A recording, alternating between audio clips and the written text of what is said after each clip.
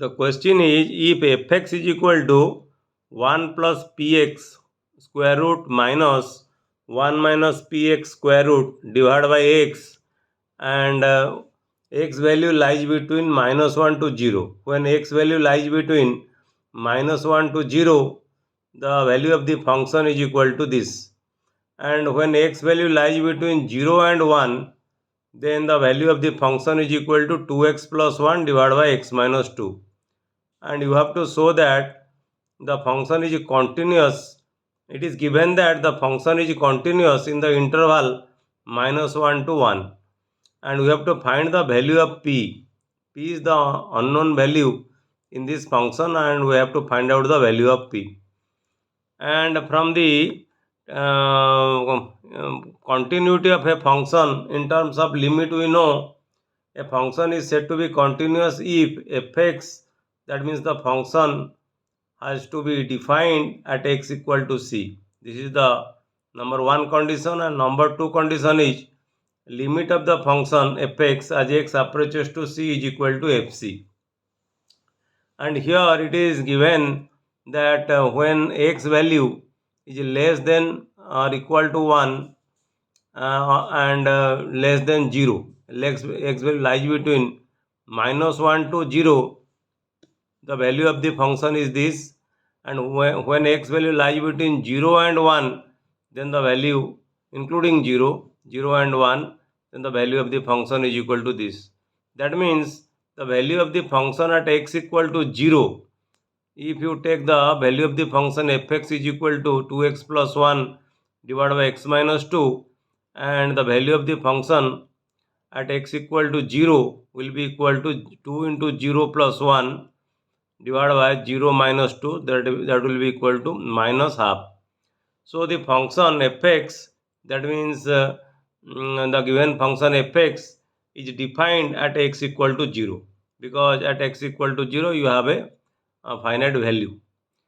Then to find out the value of this unknown quantity, this condition we have to apply. That means we have to find out the limit of the function. That means the either you check the left hand limit or right hand limit, but here we will check the left hand limit, because we will take this function and the value of the x is in between minus 1 to 0, and to the left of 0 you have this function. That is why we will define the left hand limit. So for the left hand limit we will choose this function. It is given. So limit of fx x approaches to 0 minus is equal to limit of 1 plus px square root minus square root of 1 minus px divided by x approaches to 0 minus.